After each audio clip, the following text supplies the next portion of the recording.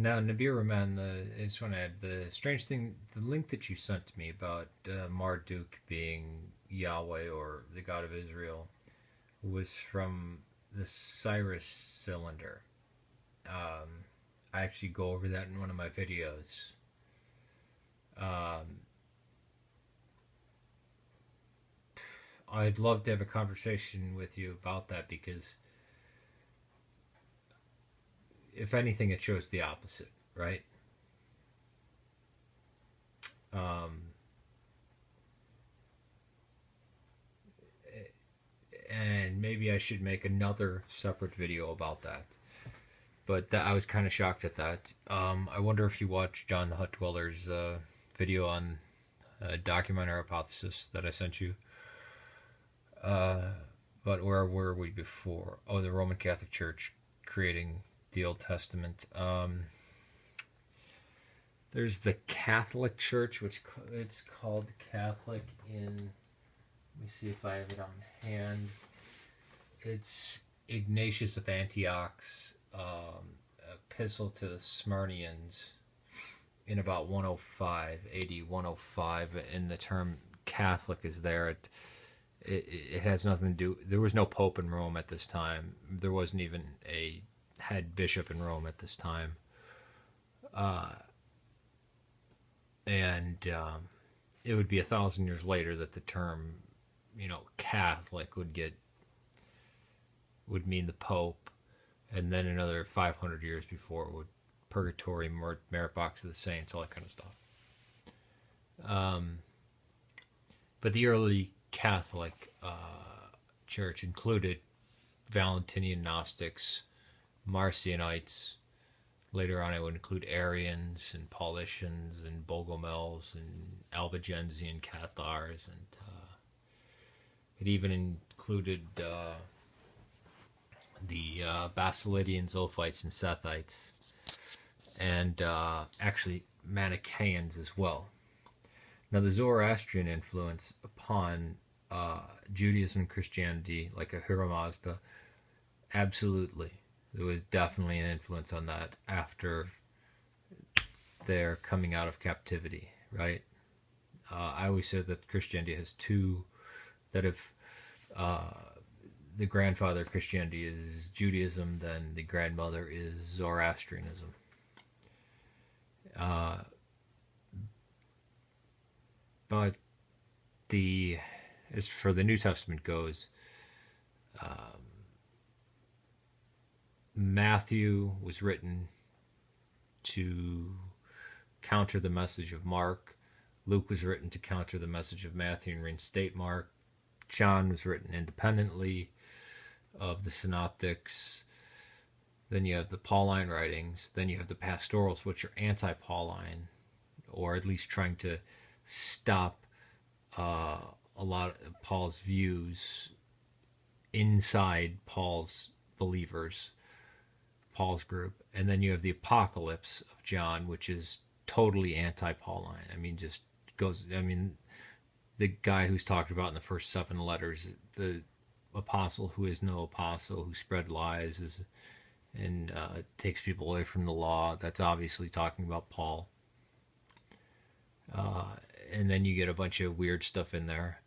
But we have a whole slew of early Christian writings as well. Shepherd of Hermas, all this stuff, and even the infancy Gospels, and the stuffs that are considered Gnostic were found in monasteries. I mean, they're still being read, right? What I got into the discussion with Big White Cat about was his claims about Constantine, which Constantine enacted a toleration for all religions in 313. The Council of Nicaea had nothing to do with the Trinity, had nothing to do with what books should go into the Bible, had nothing to do with making Jesus God. Dealt with the Arian controversy, which was and the Data Pascha, but the Arian controversy was over one iota. Homoousios or homoousios, was Christ the same substance as the Father, or like or was of like substance as the Father. And that was the big thing, and Constantine didn't have a role in that decision.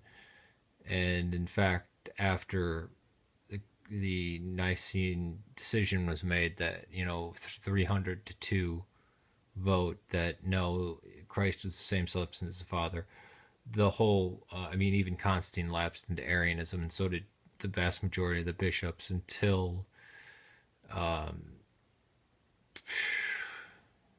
80 years later, 70, 80 years later, when Theodosius comes around, and it's in 390. Keep in mind the Council of Nicaea is in 325, and it's not until 390, 7 emperors later, that you get Christianity being made the official religion of Rome. But the Edict of Toleration still stands. The Edict of Milan, there's no...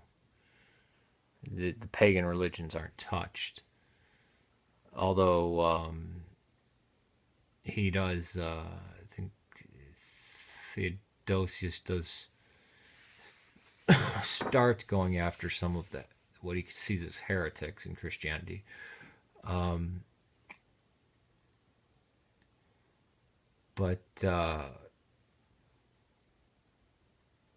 Constantine, he tried to restore a lot of the damage, and actually he stopped the inflation that was caused by Diocletian. You have to understand, under the Diocletian persecution, tens of thousands of Christians were murdered, men, women, and children, if not hundreds of thousands.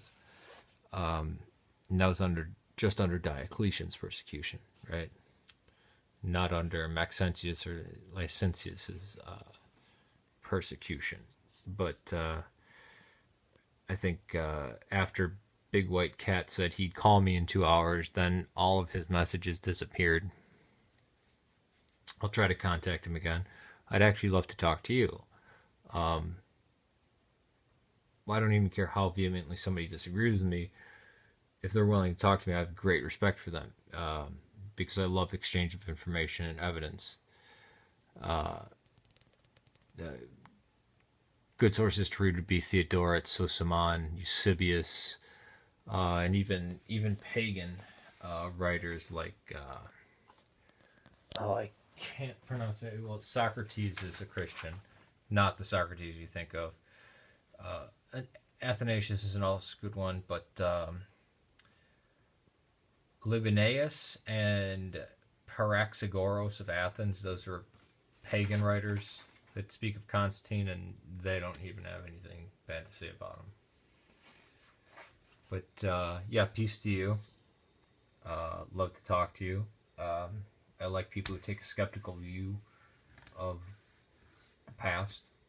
Take it easy.